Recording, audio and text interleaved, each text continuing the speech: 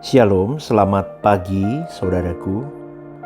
Kalau kita belajar untuk fokus, maka suatu saat di dalam setiap peristiwa hidup yang kita alami, kepekaan kita sudah otomatis jalan saudaraku. Ketika kita memperhatikan suatu peristiwa hidup yang terjadi, kita bisa menangkap maksud dari Tuhan itu apa.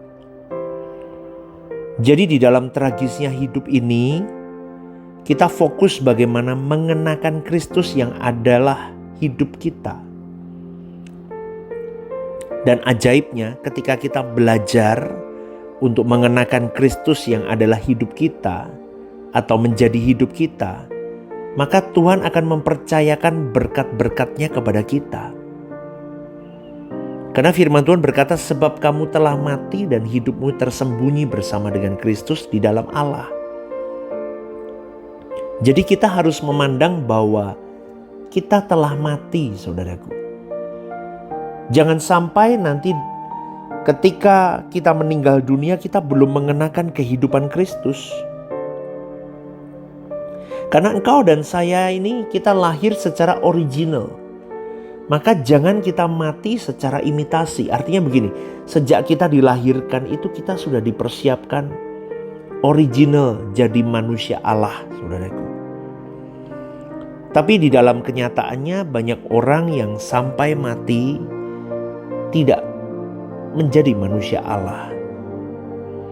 Jadi apabila Kristus yang adalah hidup kita, berarti kita mau mengingat bahwa kita telah mati. Untuk itu kita harus sabar. Sebab ketika kita mengalami proses kematian manusia lama kita, masuk kepada proses hidup bukan aku lagi tetapi Kristus yang hidup di dalam aku. Tahukah saudaraku, seakan-akan Tuhan tidak menghargai.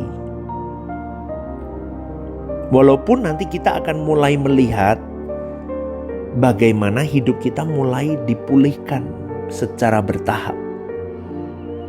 Tuhan mengatur supaya jangan motivasi kita jadi salah.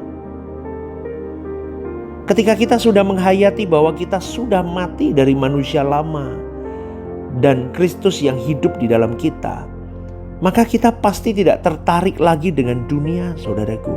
Sebab kita hanya memikirkan hal kerajaan surga. Kalau kita punya banyak fasilitas dan materi, maka kita pasti akan menolong sesama dan hidup untuk pekerjaan Tuhan saja. Tuhan pulihkan hidup kita misalnya dalam bidang ekonomi. Tapi bukan karena pemulihan ekonomi itu kita berjuang mengubah karakter. Jadi ketika saudara mulai mengubah karakter, kau berkata aku sudah mati dan Kristus yang hidup di dalam aku, Tuhan seakan-akan tidak memberikan perhatian kepada kita. Tuhan seakan-akan bersikap sepi, saudaraku. Seakan-akan itu tidak berarti dan tidak bernilai. Dan memang Tuhan membiarkan itu seakan-akan kita tidak dihargai oleh Allah. Tapi di sini kita harus belajar terus karena kita sedang menuju langit baru, bumi baru. Kita berbenah diri supaya kita layak masuk ke dalam Yerusalem baru.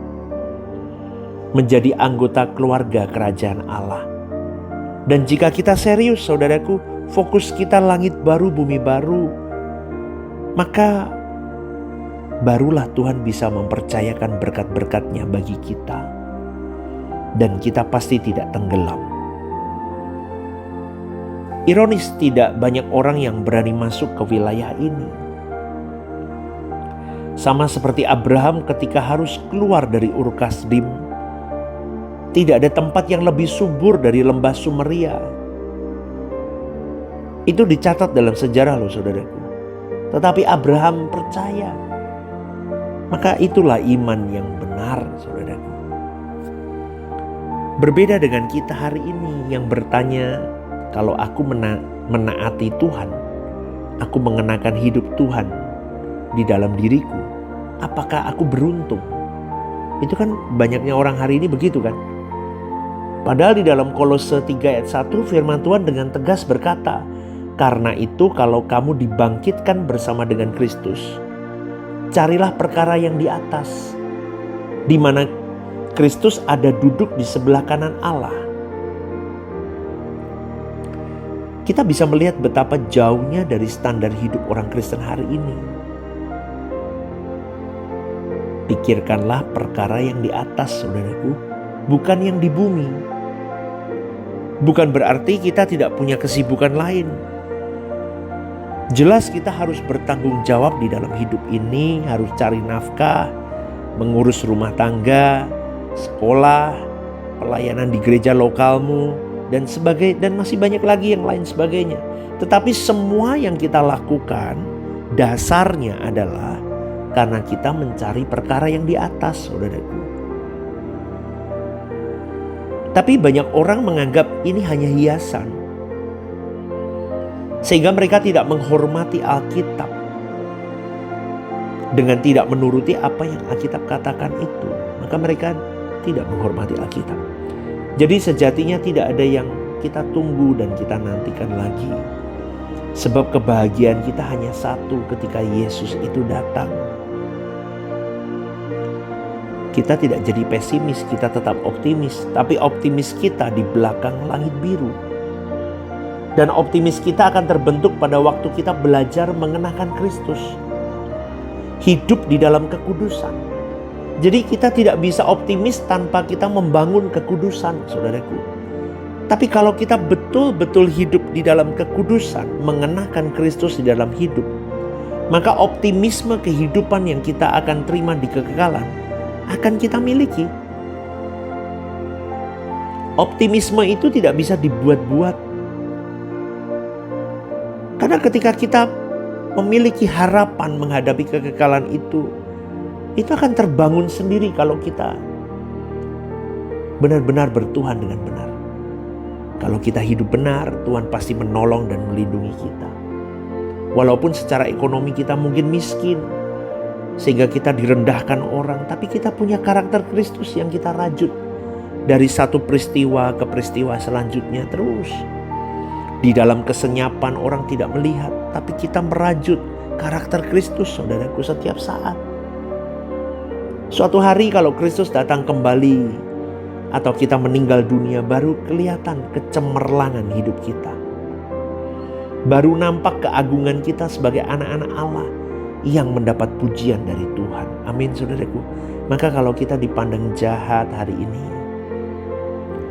kita direndahkan orang, kita ditindas sesama karena kita miskin.